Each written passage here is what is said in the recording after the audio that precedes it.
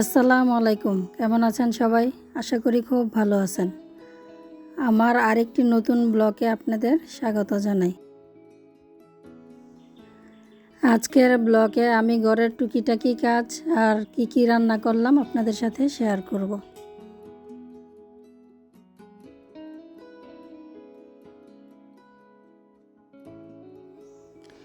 এখানে আমি সোফার কভারগুলো একটু ঝেড়ে মুছে পরিষ্কার করে নিচ্ছি। সোফার কুশনগুলো ঠিক করে রাখছি।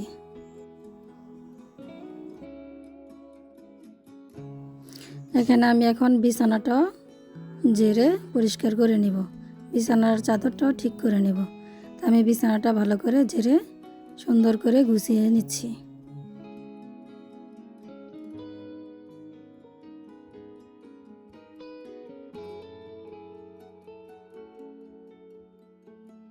ঘর গুছানো হয়ে গেছে, এখন আমি ঘরটা ঝাড়ু দিয়ে নিব।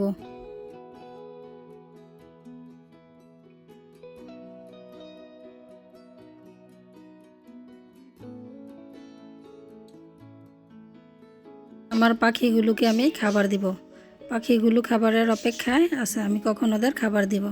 প্রথমে ওদের পানির পাত্রটা আমি ধুয়ে এতে পানি দিয়ে দিব।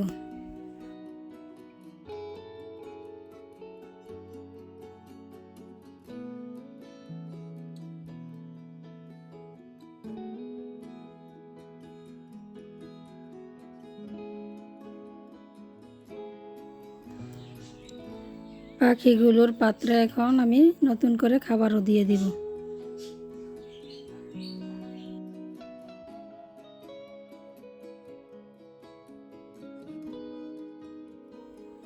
এখানে আমি পাখির খাবার ভরে নিয়েছি, এখন পাখিদেরকে দিয়ে দিব খাওয়ার জন্য। আমি খাবারটা দিয়ে দিলাম পাখিকে, এখন ওরা খাবে। পাখিকে খাবার দিয়ে এখানে চলে আসলাম রান্না করার জন্য। আজকে নিয়েছি মুরগির মাংস আর কচুরলতি। এখানে আমি মুরগির মাংসটা হাতে মেখে রান্না করব, তাই সকল প্রকার মশলা এখানে দিয়ে দিচ্ছি। দিয়ে দিলাম আদা বাটা, রসুন বাটা, গোটা মশলা, মরিচ, হলুদ, পেঁয়াজ কুচি, দিয়ে দিচ্ছি ধনিয়ার গুঁড়া, দিয়ে দিলাম পরিমাণ মতো তেল। এখন আমি হাতে ভালো করে মেখে নেব।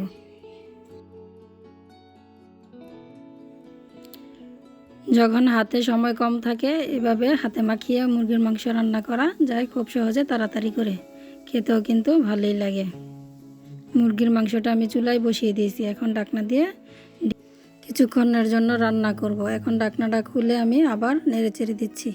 মুরগির মাংসটা কষানো হয়ে গেছে, এখন আমি এতে দিয়ে দিলাম পরিমাণ মতো পানি।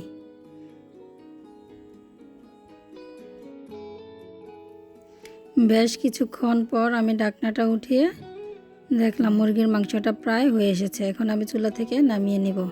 আর এদিকে আমি চুলায় ভাত বসিয়ে দিয়েছি। অন্যদিকে আমি লতি তরকারিটা রান্না করে ফেলবো। লতিটা আজকে শুটকি দিয়ে রান্না করব। এখানে আমি পরিমাণ মতো তেল দিয়ে দিয়েছি রসুন বাটা, দিয়ে দিয়েছি পেঁয়াজ কুচি আর তেজপাতা, আর এখানে দিয়ে দিয়েছি সাথে শুটকি দিয়ে লতি রান্না করলে কিন্তু খেতে ভালো লাগে।